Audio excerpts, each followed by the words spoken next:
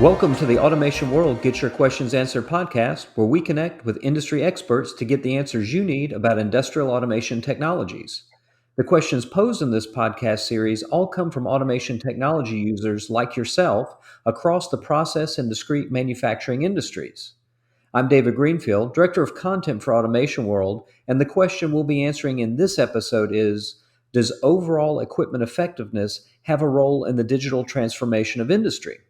Now, to answer this question, I'm joined today by Sam Russum of Grantech, a system integration firm focused on smart manufacturing, automation, industrial networking, and safety. So, Sam, let's start off with an explanation of overall equipment effectiveness, a term better known by its acronym OEE. How do you explain it to end users across the discrete and processing industries? Hi, David. Well, thanks a lot for having me on the podcast today. It's great to be here.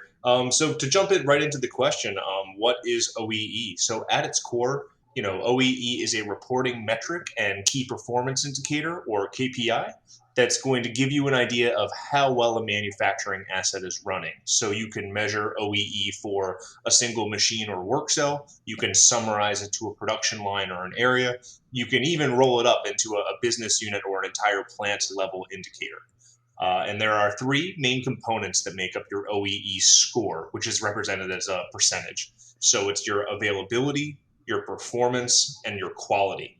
You usually actually in like an OEE report or a dashboard, you're going to see the big OEE score number, and then you're usually going to see those three component percentages in addition to that overall OEE. So to go through each of those actually, availability, performance, and quality.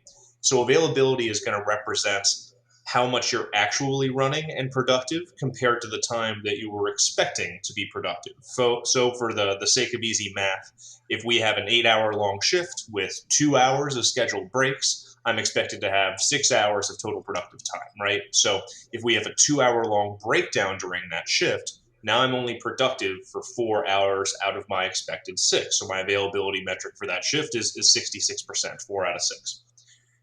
For performance, performance is going to represent how much throughput the system actually makes during that productive time compared to its ideal rate. So if my line is expected to make 100 widgets a minute, but it's only making 80, that's an 80% performance metric. And remember, that's for the actual running time. So in the earlier example, if we did have a 2-hour long breakdown, even though we're going to have a throughput of 0 during that time, we're expecting 0 throughput because the machine is down, and we don't want to double count a breakdown for both hitting our productivity and performance as well as our availability.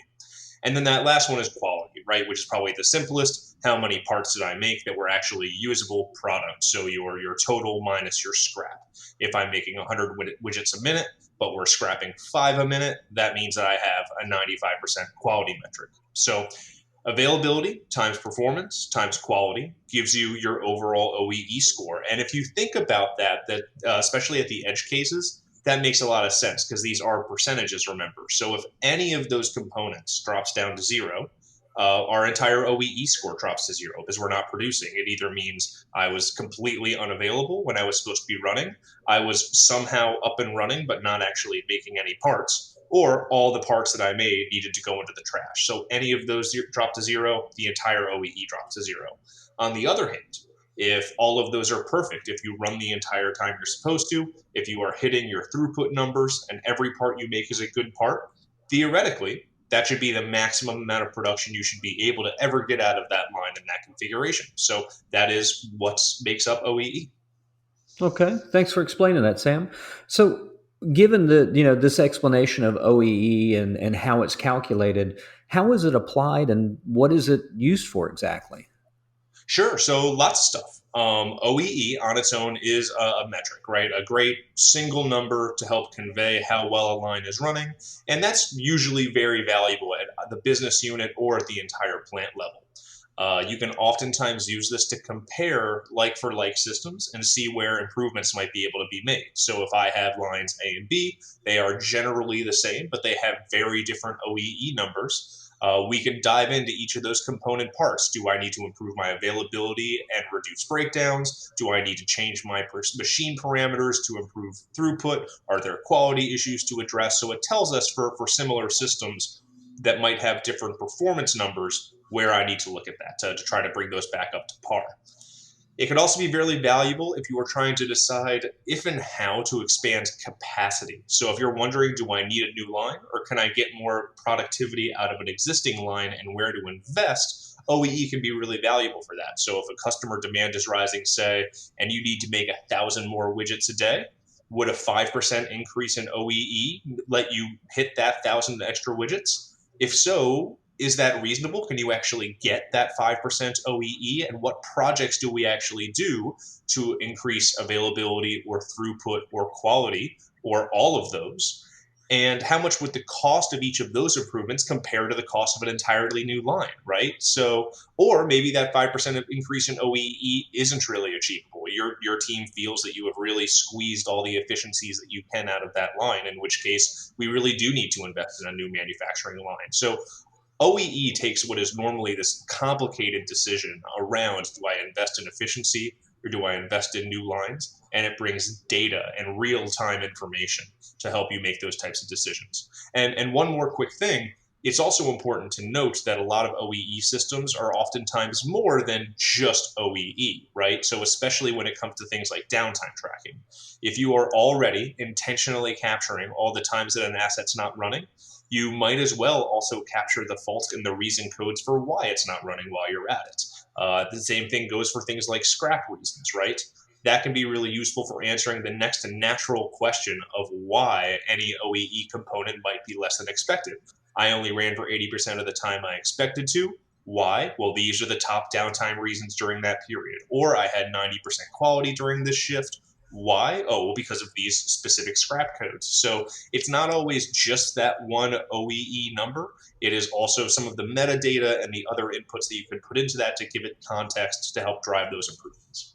There have been some people in industry who have said that OEE is too abstract to be of practical use since it mainly shines a light on underperforming equipment but doesn't provide exact guidance on how to improve production rates or capacity issues and what have you.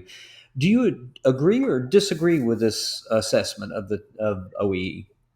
Sure, sure. Well, clearly, since I've talked about it so much so far, it's probably pretty obvious that I do see some value in the metric. So I think it requires proper context and maybe some additional information, but really there is value here. So I do think that a common mistake I see when people are installing OEE systems is that just by installing the OEE system on its own, that's going to drive improvements, and that can cause some stress and mixed expectations. I mean, OEE is a tool. It's another tool in your toolbox to let you know where you're struggling. But no, it's not a prescriptive system that tells you necessarily how to fix it. So for OEE to drive that extra value into your business, you do need some type of program and the proper funding around it to support that, whether that's going to be a continuous improvement engineering team that's focused on identifying and driving those projects for improvement based on OEE data, or it could be some more in-depth analysis tools that once you've identified a problem, let you dive in a little bit deeper. So, if you think that OEE on its own is going to come in and solve problems and drive significant improvements, I could see where it would certainly fail to meet some expectations. But if you do have true ambitions to see some important performance improvements, then I do think that you'll find a lot of value in using OEE as a key metric within the scope of a larger improvement program, and that's where you get the value out of it. Okay, thanks for explaining all that, Sam. Not only what OEE is, but how it's used, and also the context that it needs to be put on to, actually, apply it in industry. Now, to get to the specific reader question behind the topic of this podcast, the reader was asking, what role does OEE play in the digital transformation of industry? What's your take on that? Sure. So, one of my thoughts is that if you don't have OEE today, you're probably going to find that an OEE initiative is going to illuminate a lot of other roadblocks that could stop you in a larger digital transformation program that could really be holding you back. So, one of the nice things about OEE is that it can really serve as a checklist almost to see how ready you are for some of the more innovative and future looking digital transformation initiatives. So, at its core, the data that you need to calculate OEE is pretty basic, right? Knowing when your machines are running, knowing how many parts they're making, knowing that they're good quality parts, any downtime reasons. That's relatively simple information that really you should have on your production lines these days.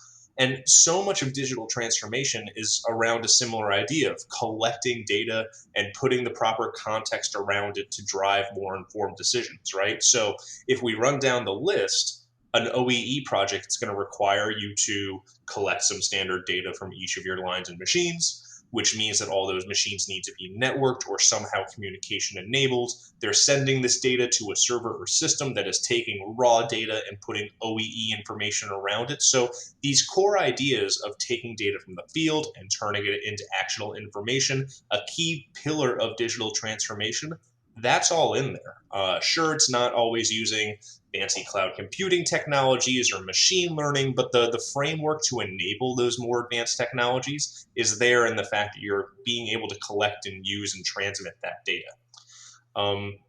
But of course, we often find that if it was easy to get this OEE data, you would already have it, right? So as you look at implementing a new system, you might realize that you have islands of automation in your network, outdated controllers or data providers, maybe non-standard systems that are going to hold you back from any digital transformation initiative, whether that's OEE or something else, right?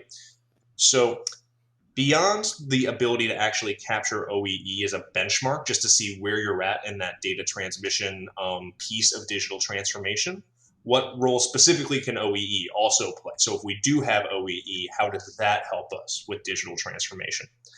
That can actually really depend from based on what I've seen, kind of where your company is in their overall Industry 4.0 journey. So the main concepts earlier about just having OEE being an automatically captured digital record of performance and then using that data to drive improvements and change, that can really be transformative in and of itself if you're not used to having that type of closed looped informed information informing your decisions. In itself, OEE is not that type of modern transformative technology that I personally associate with digital transformation or Industry 4.0, simply because it's a metric that's been around on paper for years and used to prescribe types of improvements for decades, really. But it is valuable within a digital transformation initiative, whether it's as a benchmark to see if you're ready for other data enablement projects, to make sure that you're closing the loop and that your digital systems can prescribe change, or just as a KPI, frankly, that you can use them to measure the effectiveness of other digital transformation projects, right? If I now have people that are writing instead of having to write their quality information or on paper, that information is all being collected automatically. How much time is that saving them? Are they able to spend more value in the process into as a paperless initiative, actually improving our effectiveness of the equipment and things like that? Okay, thanks, Sam. Now, you mentioned, just to go back on something that you mentioned in your answer there, you noted that if OEE was easy to get, you'd already have it. So, what makes OEE difficult to achieve, and how can manufacturers overcome those challenges? Yeah, so lots of things, of course. The devil's always in the details on projects like this. When I think about it, I think there's three common roadblocks that I see that keep people back when they're installing new OEE systems. I would say those are infrastructure, data integrity, and data contextualization and ERP integration, really. So infrastructure can be a significant roadblock just due to the expense, right? So if you're not collecting OEE data because you need to get more machines on the network or upgrade PLCs, you might find that the cost of that infrastructure and hardware is going to be higher than the actual cost of the OEE system, right? So the fix here and how I see people overcome it is to think bigger and to consider all of the other value beyond OEE that those infrastructure upgrades can bring you and how that's going to contribute to your overall digital platform, right? Any digital transformation project needs data. It's that simple. So putting the infrastructure in place to support an OEE program can also support the rest of your digital transformation initiative, and that helps with your financial justifications for those types of upgrades. The next one I mentioned was around data integrity, right? So that can be a real tough roadblock. Maybe your part counters aren't accurate. Maybe the downtime code sent to OEE isn't really what stopped the line. Maybe the way that the system counts rework doesn't align with the way they used to do it on paper. So if people don't believe in the data that is going into or coming out of this system, you lose overall faith and buy-in like really quickly. So it's important to consider in these projects that you do need to include some time for data validation and make sure that you have a plan for what you're going to do if you do find a gap. And that third challenge I mentioned was around data contextualization. And usually by that, I'm talking about ERP integration, and especially ERP integration for scheduling. So, a common requirement that we haven't talked about too much around OEE systems is that it needs to know what product is actually being run on a given line. It's not always a requirement, but that can be really valuable if you're expecting things like maybe different OEE values depending on what SKU you're running and you want to investigate that. Or maybe you have different ideal performance and throughput rates depending on the product you're running, in which case, again, the system needs to know that to make sure you're benchmarking against the right thing. So that information isn't always available when we start a new OEE project. And that might mean that some ERP integration is going to be required. So really what happens in that case is OEE becomes your first step in a more comprehensive MES-MOM system at your plant. So having systems that connect to both your ERP systems and the business layer, as well as your automation systems and exchanging data automatically with the shop floor, right? If that is the case, and this OEE system is one of the first times that you're doing that type of interactivity, things could have gotten a lot more complex. And to overcome those types of challenges, again, the big picture approach can really help. So if you're saying, okay, now I'm connecting to SAP or Oracle or my ERP, what else can I do now that I'm doing that I couldn't do before? Can I do automatic production reporting and take away the amount of time that people need to re-enter data? Can I pull master recipe data automatically to reduce configuration times? Can I integrate my warehouse management system? There's a lot of other things you can do once you've opened that door. The other tactic, of course, is to make sure that you're starting small and building to that level of integration, right? Maybe having product context and detailed scheduling is more of a nice to have for the price, and you'll still get a lot of value if you don't necessarily install that from the get-go. But in that case, you try to move forward with what you got, and then you ask for that next round of investments when you need it to drive the next round of results. Thanks for explaining that, Sam. Now, one other thing you mentioned in your earlier response, you noted that a company's ability to capture OEE, you see that as a benchmark as for part of making their digital transformation. Can you share any experiences you have working with clients in the manufacturing industries where OEE served as a milestone in their digital transformation process? Yeah, of course. So the pattern I usually see, um, actually kind of ties into some of my last response, right? Where you'll have a broad goal of digital transformation. And to achieve that, you might oftentimes realize that the gap that you need to fill is in the MES layer. And a good place to start with that MES layer is more in your OEE systems. So again, going back to that core idea, digital transformation and closed loop manufacturing, we need to be able to get data into and out of our plants from external sources to be able to do that, be that connecting to ERP systems or that cloud based machine learning algorithm. There's always going to be some component around getting information into and out of the plant that might be uncommon or a new ground for a facility, right? And you need to be able to do those communications frequently and securely. So your MES system is usually the main system responsible for that at the plant level, right? So your MES layer should be able to get all of the data that you need at the plant level directly from PLC connections or SCADA servers or on-site historians, etc., systems like that. And your MES is unique in that it should be the main information broker for systems outside of the plant, whether that be pulling the production schedule from ERP or sending manufacturing data up to a data lake. Usually that MES layer is the traffic cop and the data broker between what happens in the plant and what happens out of the plant. And if that MES layer is new to you, OEE can be a really strong starting use case to get that going. It does need that data from the shop floor to calculate its availability, performance, and throughput. And as I had mentioned a little bit in the last answer, pulling that ERP data and connecting to that system is also a common requirement that can give you a lot of value. So because of that, it's not uncommon to start with OEE your first, and then maybe expand that MES layer to include traceability data or quality checks or managed recipe data or things like that.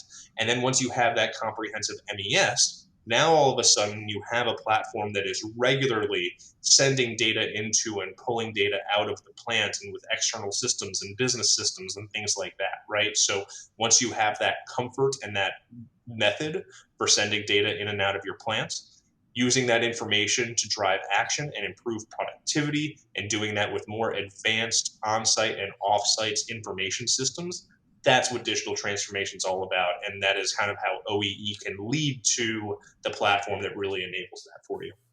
Well, thank you for joining me for this podcast, Sam. And of course, thanks to all of our listeners. And please keep watching this space for more installments of Automation World Get Your Questions Answered. And remember to visit our website at www.automationworld.com to stay on top of the latest industrial automation technology insights, trends, and news.